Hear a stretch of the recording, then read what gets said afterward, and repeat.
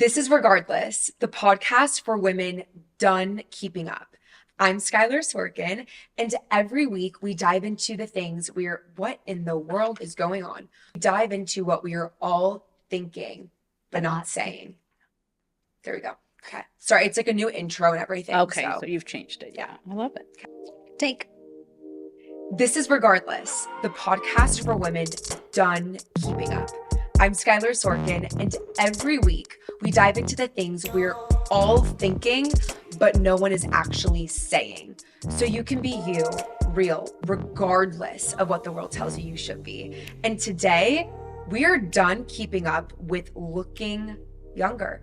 Yeah. And to help me get real today, I am joined by my mother, a marriage and family therapist, life coach, real talk advocate, and Romy Schorr, who is an influencer, content creator, and all things fashion, beauty, and wellness.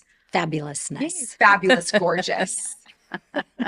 Welcome, ladies. Are we ready to talk about it today? This is a big topic.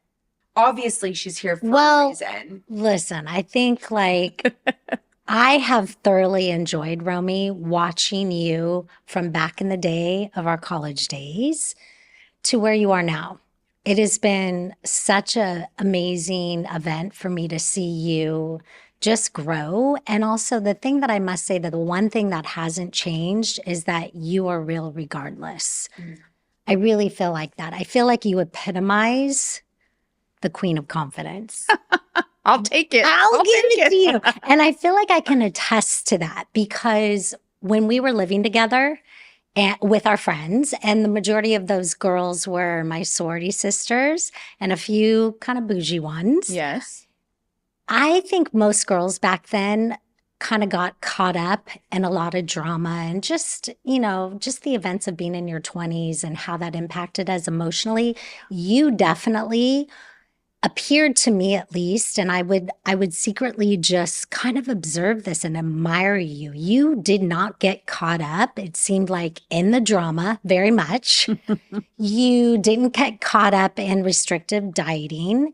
You didn't get caught up in body obsession. And I mean, I'll include myself in all that. And I just feel like no matter what, you always resonated this self-assuredness. And you still do. You still bring that energy today. Yeah. And I feel it kind of reminds me, and Sky, you might agree with this, but your energy and how you are so self-assured, it reminds me that confidence isn't something you chase. It's something you claim. Yeah. I really feel like that. And I just feel like that presence is here with you. So tell me, can you take us back, especially now that we're in social media, right? How did you get that relationship with your inner and outer? I love that question. I'm so delighted to be here and have this conversation. This is an amazing movement you guys are starting. And I'm happy to all gauchos. Yes. Oh, yes. Yes. Love you. So I feel like it stemmed from my mom, really. She always, she struggled with her weight. And she was a large woman, and then regardless of her size, she always loved herself. I saw her, big sizes, small sizes, but she was always comfortable in her skin and always taught me to love my body. And so I think it just a lot of what you're saying, the girls being obsessed with dieting and how to look. My mom was never about that. I never had that. You have to be thin. You have to be a good person. You have to live with joy. And so she emulated that. And I think I until sitting down with you guys, throughout the years doing my own work on myself, sure, I thought about it, but it really was you are good and wonderful no matter what, no matter your size. Right now, focus on age, right? Age, you're great no matter what. You're wonderful. You're worthy. It's sort of like that background record that was there all along. And in sitting down and having this conversation, I realized it was there. That's what it really just comes from that. No matter what, regardless, I'm wonderful. Yeah. It sounds like, too, what you just said, the little voice or just seeing even the culture and even your close girlfriends that struggled or just tried to maintain some certain image or standard, beauty standard or thinness, right? Yes. You could see that, but there was always some grounding in you, something within you that just, it didn't, I don't know, you just didn't fall prey yeah, to I that. didn't. I I think didn't. also, if I can Yeah. Yes, interject please. here, I also think your measurement stick was different Mhm. in comparison to other girls potentially in college.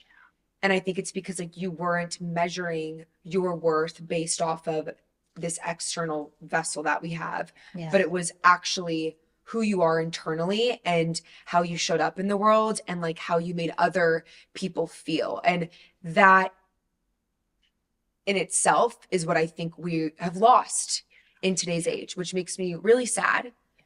So snaps to you. Let's Yeah. bring her back. Yeah. For all of us. I mean, that's what you're doing Yeah. here, right? Yeah. It's like Exactly. we're all, especially your generation, it's like you're measured by dollar signs, how you look, what treatments you're doing, all of that. And that is very vulnerable to the outside factors. Whereas if it comes from within, you own that. That's within you. So people, that measuring stick was always within me, and that's why I think I wasn't shooken. Didn't knock me off a pedestal if I wasn't a certain size. Which, by the way, I was probably like half the size I am now in college. But it didn't focus on that. It wasn't an issue. Not It wasn't. at all. And it still isn't to No. this day. My size isn't. It's about like now. It's really about how I feel health wise as you get older. But anyways, yeah, I love that. That measuring stick was inside me and still is. That's beautiful. Yeah. And seeing now like your trajectory of, obviously we're speaking about college times. Obviously a lot of shit happens, part of my French, from college to Absolutely. where you are now and your career of being, you know, a midlife content creator and influencer, which is epic. Yeah. I'm curious, Romy, like, have you ever felt invisible as it relates to now like entering into youth focused environments like brand events, influencer events? Because this is something that I feel even when I am the same age as these girls. Like, I'm curious to hear your experience now. I have that measuring stick and that confidence. I do go to a lot of events, and I'm out there in the world, social and work-wise. And the 20-somethings, I sometimes, even though I have a good amount of confidence, I do walk in sometimes like, you know, okay, there they are. They're and not that they're judging, but that's that high school or even that dialogue, like somehow having to measure up to them. And I do struggle it with for a little bit, but then I kind of shake it off really quickly and I walk in and it's like, look how I'm dressed today, for example. I'm wearing a bold color, bold earrings, walk in. This is me. Yeah. And at this age, 57, almost 58, I don't make apologies for it. But sometimes it hits me like some of that, I call it like the A squad, B squad. That's been my personal struggle. So like in high school, I made the B cheerleading squad. So sometimes when I walk into those situations and the 20-somethings are cliquey or holding their cameras or a different size or wearing designer clothes or whatever, it does flick in my mind for a minute. But then there's that, it's not even really conscious. It's just something it's like I change the channel or shift the focus. And it's like, I'm me, I'm fabulous and wonderful. And their judgments of me don't penetrate. No. You know what I mean? It doesn't penetrate. I just think I'm me. And then I recently went to an event where I felt that energy and then I walked to the other side of the room and I found my people. Like I found other women in my age or more authentic women. And I'm like, those are the people I want to associate with. Yeah. Through the years and being a content creator, did you ever feel motivated or inspired, or not even inspired? Do you feel like you ever had to filter the way you look or hide your age? Or, you know, I know you're not pretending to be someone you're not, but did you ever feel that? A little bit. So I'm a bold woman, right? And my motto is, and I think I've shared this with you guys before, like never let anyone dull your sparkle. So in life, I know that I'm going to show up, I'm going to be bold and confident, but I do adapt to the situation. So it's not so much like doing it for them, but it's not that I want to fit in, because I never want to fit in. I want to stand out, but I do morph a little bit. Yeah. Depending on the situation I'm going into. I may wear a different outfit. I may change how I talk. Like, you know, sometimes like if you're in the business world, you're going to talk to people and use different language than if you were talking to kids. Yeah. So I think I evolve it a little bit, but I do it for me, not for them. So that I show up as me, authentically me, regardless of, you know, what they're saying or what they're judging. But I'm controlling that. I'm not doing it for them, but I'm doing it for me. Can you share an example of that? Like, is that something that you do like on digital, on social media, or is this like in person? Like, I'm just to get more context behind it. Yeah. Both. So like, okay. So for example, tonight I'm going out with some of my absolute best girlfriends. Yeah. But they're not super fashionable or whatever. And there would be a comment made, like if I show up in this tonight, and I just might, just in spite of it, because we're having a conversation, but I might not wear this outfit because I don't want to say they don't appreciate it, but I don't want to, they're not going to judge me, but there's just something that goes on. It's like, I'd be better off putting on like jeans and a t-shirt or whatever, just to tone it down. Tone it down. Yeah. But again, I'm not doing it for them because I don't give a rat's ass what they think of me, but I just think it's more comfortable maybe. But again, like I said, I think I'm doing it for me. It's like, I just make that conscious choice of adapting for the situation. Yeah. And I think we're not like this, I don't know, one-dimensional. It's really okay for us to highlight certain aspects of our personality. Or, for instance, Skylar and I both showed up today with our natural hair. Which I love. You know, and we're both like, oh my gosh, but why not? You know, I could have spent an extra hour today blow drying it and doing the whole thing. And I'm like, you know, it's not happening. And that's going to be okay. Yeah. So I think it just depends on what aspect, what kind of temperament you want to bring, what you want to highlight. But I love the fact that you're sensitive and aware of how it's not you're doing it for them, but you're just kind of aware of the audience. Like, I always want to make people feel comfortable. I'm a people pleaser. I like, you know, I want to be liked, but I want to, it's not blending in. I just want to have a good experience with people in different situations. I don't want to make them feel uncomfortable. Like, I actually think that's a skill, and I think that's I think it's more about like reading the room and like knowing your audience, but like not changing who you are in that. And most like, people don't do that. Go to, like, if you're in corporate, you're not going to go to the office and like yellow and pom-pom. Like maybe, but like it's like reading the room. But I always bring me. So if let's say I wore a suit corporate, but I might wear a big bold ring or something like that. Yeah. Or another example, my husband, who we've been married 25, almost 26 years. Actually, maybe it's almost 27. And you were at my wedding. Yeah. I love wearing crowns. Okay. And he's not a big fan of the crowns. Now, I always say, don't, he's like, honey, I know you're a crown wearer, you're a queen, but I just don't need you to wear them when we're going like on a double date with another couple. And so, you know, it's like, so he knows I'm the crown and the queen and he knows who I am, but it doesn't make him uncomfortable, but he's just, he wants it to be. So I shift it. So I don't wear the crown with him, but I wear it with the friends who are going to be like, yes, queen. It's being a Maya papaya. I'm not sure if you're watching Love Island, but like I feel like she'd do this. I don't watch Love Island, but yeah. But it just, I love this like this energy. I think it's and I just have one more thing to say, can I? Please. About like, you know, you're not doing it for others. There is a part of you that does like to feel like, okay, you know, people like me. Mm-hmm. But you said you really want to make other people feel comfortable. And I kind of think that's not a thing that we see as often anymore. And I think it's lost it's like a human trait and quality that is so important. And when you can be in the presence of someone who makes you feel comfortable, that's gorgeous. This is really interesting because I get this compliment a lot. Like I just feel so comfortable around you. And I feel like I can just be me. And I'm going to kind of switch this more to like what we're seeing on social media, because I think when we're on social media and we're scrolling, we're living in such an individualistic society where there's just this innate like competitive energy when you're scrolling, where it's like, as you know, being a woman, you see these girls posing and it's almost like, look at me. I have this, I look like this. I have this many followers. I have this sort of aesthetic that's like very demure.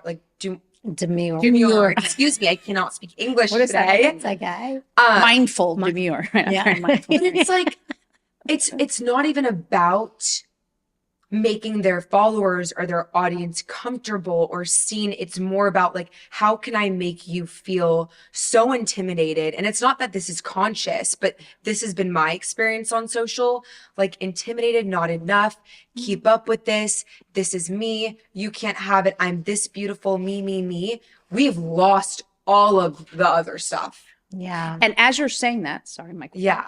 I'm noticing that. So my motivation is, it's not about me. It's about connecting with them. Whereas these girls you're talking about, or it could be men too, it's about how fabulous they, now I am fabulous, but I want you to feel comfortable, included, worthy. And that's the place I come from. But like through your fabulousness, and this, again, I can say this because I've known you for so many years and through different stages, your fabulousness is what is touching other people to find that in themselves. Just by virtue of being around you and seeing the lightness and seeing the self-assuredness and that energy that is emanating, it makes you kind of feel like, ooh, I like that. Like this is magnetizing. Love the fabulousness. It may not be yellow pom-poms, but your fabulousness might be your shoes or your wonderful long legs or whatever it is. And to embrace that rather than hiding it or toning it down for others. I think like switching the gears more to this concept of aging. Yes. Love that. I mean, I kind of want to like turn the mic to the two of you in this, because obviously you both are friends and you're the same age. Yeah. What has She's a little bit older. I am. Thank you. But I'm a year older. But yes, we're in that same cohort. Yes. Like, what has it been like for you guys to see what's happening, obviously in real life, but also on social media, and women my age start to go under the knife or get injections or fillers or Botox to keep up with your age group? Yeah. Like, what's your experience? Yeah, I mean, I'll just kind of take a stab at this first. I feel it hurts my heart. Okay. And the reason being is because being at this stage of the game and midlife, maybe a little, it's not like midlife, I guess we can say. Or midlife. But being in this stage of the game, it's like I was there. And I feel like the time these young, like these 20-somethings, 30-something, even into your 40s, it is so flippin' amazing. And your beauty, you're at the height. Why? I just question, what is the urgency and the need and the desire to alter your beautiful young face when there is going to be that pressure later on? You know, and it seems kind of interesting. I don't think this is happening with everyone, but sometimes I notice some of the younger crowd, they've done an extraordinary amount of enhancements. And I'm like, wait, there's no way that person's 22. Like, I'm like, there's no way they look 30. Older. Why? Like that's like you're at your peak in your 20s. Why mess with that? That's something we didn't do. No. We didn't have the treatments and resources. No, but I don't even think that's as good as it gets. Yeah, and why, I don't know, I could turn it on you. It's like, do you feel that? Do you experience the presence of where you are and your innate beauty, or does it feel, well, because of the comparison trap? I'm just kind of like, it doesn't, because our perception, that's why this exists. Our perception of what is beautiful, our beauty standards have changed. And so it's no longer small lips or just the lips that our mothers gave us or whatever it might be. That's no longer our standard. But who's defining that standard and that shift? Thank you. Celebrity culture, influencer culture, the media, TV, maybe even, girls who have moms who were like, looked a certain way, who knows? But we're not questioning these things. And like, that's the issue. Yeah.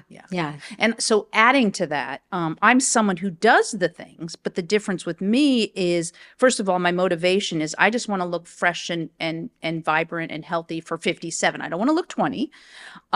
And I'm very transparent. So if someone says, like earlier this week, I was in New York and I had a little, and I'm not a big fan of fillers, but this amazing doctor who does celebrities said, it'll just freshen you a little bit. And I mean, I can even give you the before and after, just if you want to include it in this, but it's like, and just that freshness, but the motivation is just to look, I want to look 50. Well, I don't want to look 50. So maybe I want to look 45, right?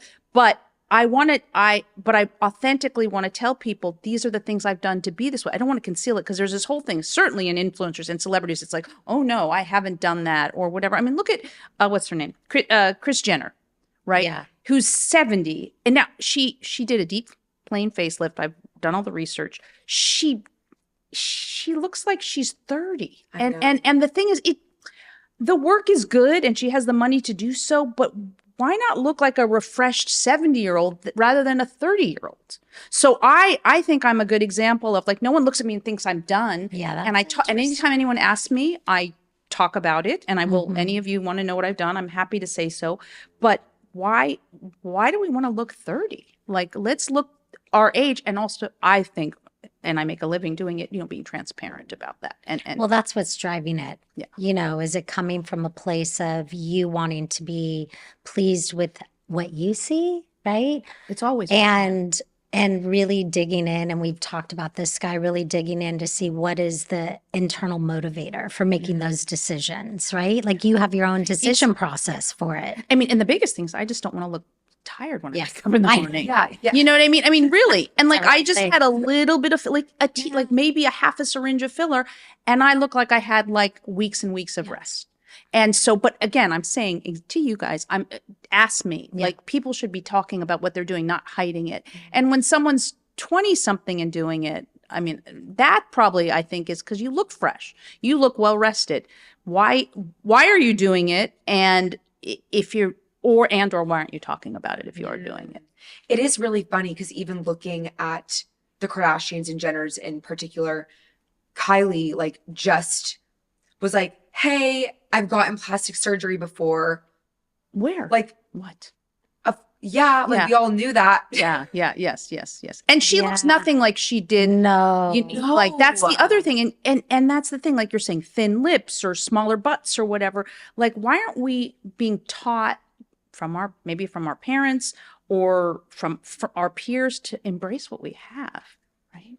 And I think that's really authentically who I am. Like, even though I do the things, I still want to look like me. I'm fabulous. I want to look like the best version of me. I don't want to look like someone else. Yeah. And everyone's starting to look the same. Yeah. And that is scary. Like, why would you want to ruin your imprint, your legacy, like who you innately are, to like look exactly like the rest of our feed? Yeah, well, what's missing is, I think, the real deeper discerning questions. Is the why, right? Yeah, and just really being able to pause, take a moment, be really aware and cognizant of why you're choosing to do something like that. And is it in alignment with what is inherently going to lead to your inner confidence and your self-worth, not having to do with anything outside of you. Well, you asked me, I don't know if you're going to bring it up later in our talk, but so keeping up with, right? Yeah. And so I'm done with, keeping up with, I don't even know if I ever wanted to, but I'm with the 20 somethings, or not even the age, but the youth culture. Yeah.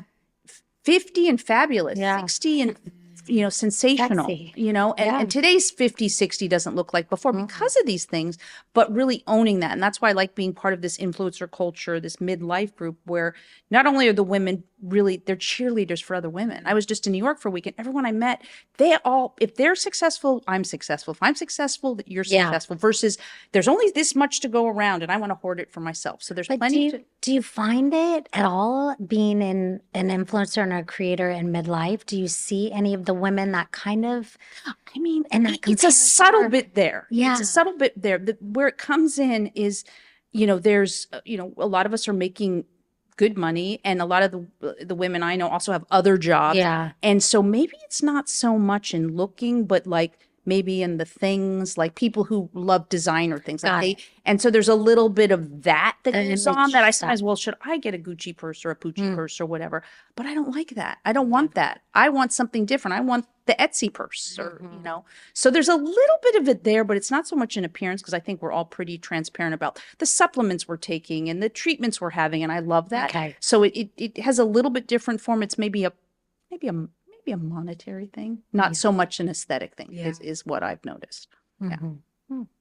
Interesting. Do you have Yeah. any questions? No, that was good. I Yeah. love it. Yeah. So yeah, I love exploring this, because it just makes me take a deeper look at myself. And I mean, if I could like talk to your age group, and I have a son your age, but like the girls, it's like, just embrace the now. And if you do want to do tweaks, great, but do it because you want to look in the mirror and feel and look your best self, not because your besties look a certain way, or everyone has the same lips or the same butt or whatever it is. It's So just, how does like Doug and your son, like your son's early 20s, right? Yeah. What are his thoughts about younger women kind of altering themselves? And how, I know Doug has a thought about the crown. Yeah, Like, does yeah, he yeah. say anything to you? No, I mean, he says, you know, he's just so authentic. He's less is more with him, right? Yeah. So I'm a girl who loves glam, get the hair done, the makeup done, all the things. And he prefers no clothes, no makeup. You know what I mean? let's boil it down to brass tacks. Yeah. And my son, That's good. and my son is more aesthetically driven because of his age. He's also really into fashion. He just accepts me as me, you know. It's like, you know, there's mom doing her thing, you know, and I love it. Would you have done anything different if you had a daughter? I know. I know. I don't know. I'd like to think I follow in the footsteps of my own mom, who just was very authentic and, you know, very liberal, and just taught me to love myself, you know, lumps, bumps, and all. What would you say to women out there who are in their 50s and feel this pressure to keep up with looking younger? Like, what is your message to them? People who maybe aren't like as innately confident as you. I mean, I'm kind of doing content around that every day. It's like, first of all, nobody does you better than you, right? So be authentically you, because keeping up with someone else takes a lot of energy. Reach out to people who, like myself or whatever, because people message me all the time, like, you know, for recommendations and things like that. So be true to yourself. Take care of yourself, because you only got one body. So I think that's something we notice as we get older, the aches and pains and the creaks and all that. And what else would I say? I mean, authenticity goes a long way. Yeah. That's it. It's be yourself, and just and be kind to people. And I find that in women, both online and offline, other influencers and people in my life, I think we've paid our dues somewhat, you know, in our 50s, and we've been through that rough stuff. And now we've earned this place on the throne, so to speak, right? Of just being who we are and loving ourselves. And we've been through, we don't have to, and you probably agree with this, Linda, that my validation at this point in my life comes most days from within, not from outside. It's freeing. Yeah. So knowing that we all went to UC Santa Barbara and had like probably a very similar experience of like going to school there, because I don't know. I mean, like, girls are running in bikinis all the time. Everyone like looks perfect, has a perfect body. And I know that when you guys were going to school there, probably there was a lot more focus on like the body image aspect, because there weren't, I mean, obviously there wasn't the technology or resources to talks or no. And I'm curious, like, I'm just making assumptions here for you, Romy, but for my mom, I do know that she had her own journey with body image. So I'm curious to hear like how your experience, both of you, was like in college versus like where you guys are now, being in your 50s, and like maybe how your relationship with your body or your appearance has evolved since then. Okay, I can go. Yeah. You've done a lot of work on it. Yeah. So when I initially started in college and arriving at Santa Barbara, I definitely noticed, the difference. Not that I was that much different, but I just felt like the Greek system too, right? That had a major impact on me of seeing me in comparison to the sea of girls that I was not only trying to be a part of, and then once I was, it was the keeping up. And then each sorority, without naming names, yes. like you had to have a certain look, Yes. right? And a certain size. Yes. So I was very aware of that. Yes, I'm very aware of that. It's all judged on superficial stuff, right? You go through sorority rush and it's like, what, 5-minute conversation? Do they really know you? No. No. But what's crazy, because I wasn't judged by just my looks. I didn't get into your sorority because I was too happy. Yeah, she was too friendly, too happy. Is that the strangest And I found thing? this out like maybe a month ago. I see that as a good problem I to have. I'm just saying. But so, yeah, that It's that interesting. measuring, yeah. Because The it's measuring. okay, so it's a personality trait, it's a body type, it's a hair color. Yeah, absolutely. And even in my house, I was one of the few dark-haired. You were brunette. And so it was like, holy cow, right? Just seeing the differences. But I also felt like, I was managing the transition of school, being away from home, dealing with the grief and the loss of my father. And so I think food kind of took on, or not restricting my food, working out compulsively, kind of watching the girls that were my close friends doing what they're doing and seeing the effects and the impacts and the intention they were getting. All of that still had the messaging for me. So it became a really big deal. But as far as my body and my as it evolved and my mind connected to my body, it's like I did a lot of work on myself and I worked diligently on my relationship with my body, my relationship with my mind, and really the relationship that I had with that eating disorder self-voice that really put a lot of pressure and perfectionistic tendencies. I had to work through all that stuff and really see what was the root cause of this drive, the drive to be thin, right? The drive to, it was all about being enough. It was all about, finding, maturation, finding my worth, dealing with grief. But I also had a boyfriend who was in his own right mind, influenced by his parents to be thin, to be beautiful, to be image conscious. So to keep up. And so she happened to marry him. And he did. Who's my dad? Yeah. Thanks, Dad, for giving me The story ever. Right. Yes. So I literally even had my boy going through my refrigerator saying, you can't have peanut butter. You shouldn't have this. Dad. You shouldn't have. Oh, yeah. Shame on you did you. this. Not okay. So then here I'm like, okay, what I'm eating. Oh my gosh, what does this mean? Am I right? I'm And gonna be. I'm remembering all this. And in all of that stuff, I feel like you were the biggest of the group and the most normal. Like my perception of you were normal and that you didn't have the same hair color. Yeah. And you were, even though you were struggling with your own things, you were the most real and authentic in that group. It was. Well, there was one other, but she was sort of an outlier. Yeah. A complete outlier. No, it's in your head. It was always like the little running dialogue in my head and realizing, do I fit in? Even though you were all my, in a way, because you really weren't the tall, skinny blonde. But it's like, why do we want to fit in? Like, No, why do we true. want to keep But up? that's time you wanted to. Yeah. Set this standard. And Oh, I know. Yeah. Well, and then ironically, so I rushed sorority. Yeah. Here's authentic Romy, of course, young, 20, impressionable, and didn't get any of those popular houses. But the house I got was like the real girls. Yeah. So looking back on it, that's a great thing. But at the time, I felt less than because I was like, didn't get into the popular houses because I wasn't a certain size or wearing a certain type of clothes or whatever. At that time, it was again, A squad, B squad, right? Same thing we've been talking about. But in retrospect, like, these were like the real cool chicks. Like we were like and a few of them I'm still friends with to this day. Yeah. But it wasn't on superficial. It wasn't on a look. That was like the personality thing played into That was my same experience. I got into like the not as top popular sorority, but it ended up being the greatest decision because my best friends to this day are from that sorority. And I'm still also And you're still best friends even with best that friends one. with the other sororities. Yeah. Like, Yeah. I didn't need to be in the top sorority to be a top girl.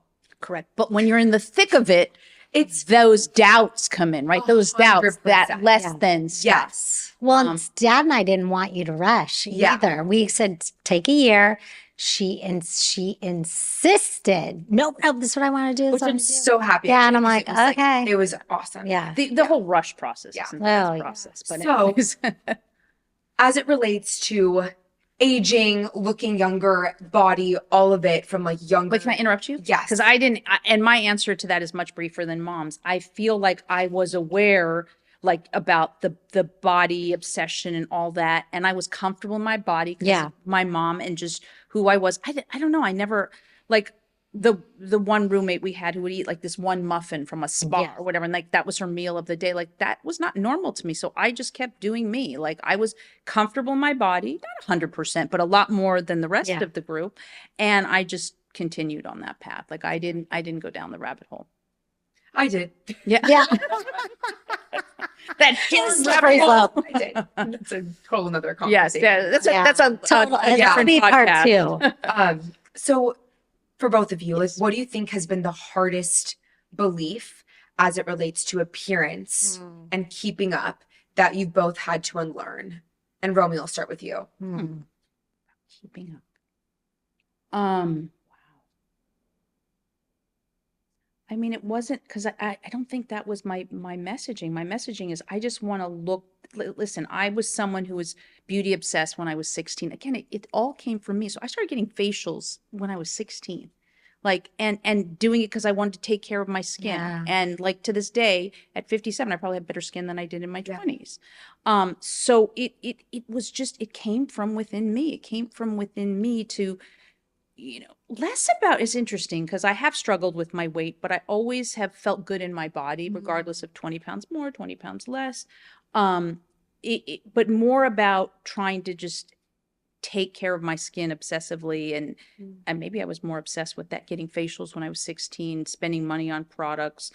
Even when I was younger, I would collect the samples of makeup and skincare, and pass it out to my friends. Yeah, So- you were definitely had all the really great products. So and nail I don't know. Wait, stuff. can you repeat the question? Like, Yeah, what's like the hardest? I mean, To you're still unlearn. human. So like, what was there any like insecurity or belief that maybe you didn't create yourself, but you took in from the world around you that you had to unlearn?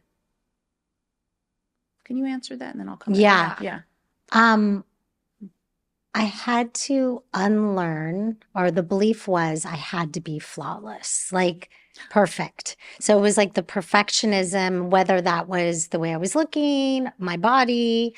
And I had to unlearn that. And so what I've learned to embrace is that cellulite is normal Beautiful. and knee bangs are a rite of passage. Like I've seen Knee bang. knee bangs, like literally. New term, Mom.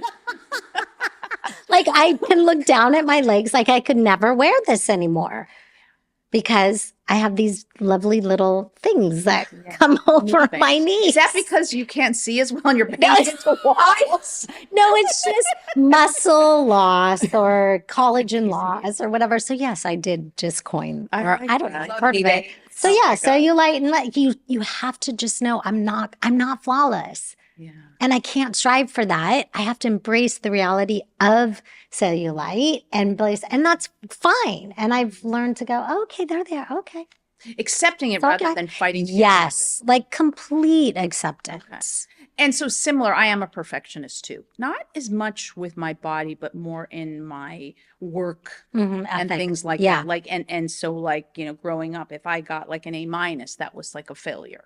So that perfectionism wasn't so much in my appearance, but in my approach. And it plagues me at times, like, because we're not perfect, right? Yeah. Stuff happens. So it's that constant like resetting of like, okay, so, you didn't do this perfectly. And so You have a chance right. next time. Yeah. I love it.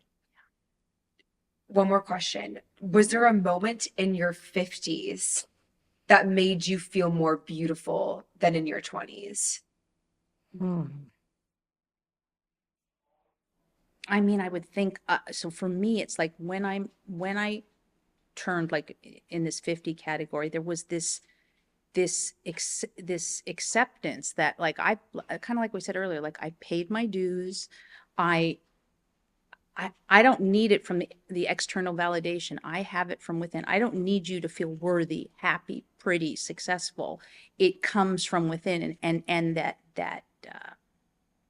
confidence, that belief that like, yeah, it's so empowering. It's so empowering to be like, you know what? This is how I look. This is who I am. And if you don't like it, you know where to Yeah, go. so be it. Yeah. I think I agree with you. I'm very similar in my answer to that. I also would add, which is probably just a little explanation point at the end of it, that when I finally realized I didn't care what people thought of me. Yeah. Yeah. I mean, it was almost like it just happened. And you're like, well, I really don't, it's really doesn't matter. And freeing. And it's really freeing. And the truth is, people aren't thinking about me that much. People aren't really We realize that. Yeah, it's that I think was also a really big thing is like, I don't really care. And they certainly don't care. They're more obsessed and more concerned about what's going on for them than they are with me. So let that go. And I do want to say something to like my listeners out Yeah. there who are listeners, but maybe the ones that are my age. Yes. For me, I think it's interesting because I've gotten to a place where, yes, obviously like, I'm human. I do care on some level for like what people think about me, but I also like don't. Which I think is why I'm able to like talk about this so openly on social and here. And what I've realized like through experimenting with being so real and open about being so done with the plastic era and embracing my beauty, people are like, whoa, finally there's a girl who's being so real and so authentic, and I feel seen and I feel validated, and like this is the new flex. Like, yeah, I think I'm learning a lot through this like research and development that we're no longer loving this perfectionistic content. No.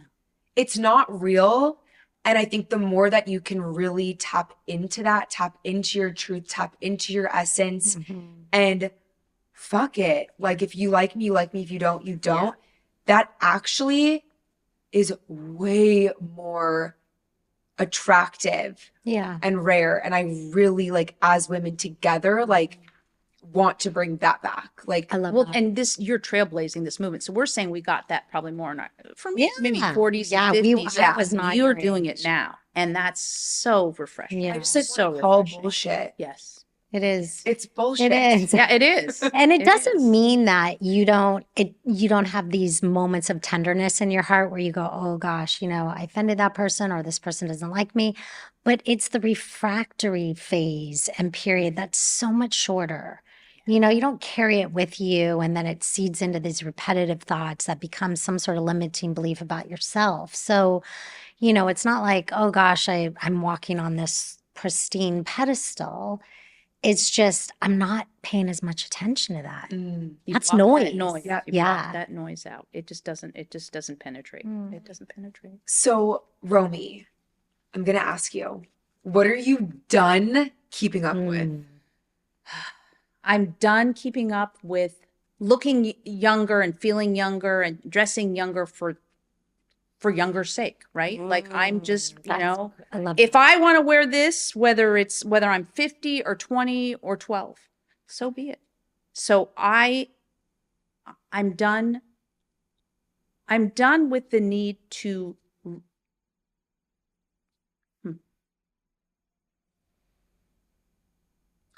I'm done feeling like younger's better, because where I'm at is just where I need to be. I love that. Regardless of what anyone else is saying, thinking about it, you're going to do you. Yeah. And be in the now. I freaking love it.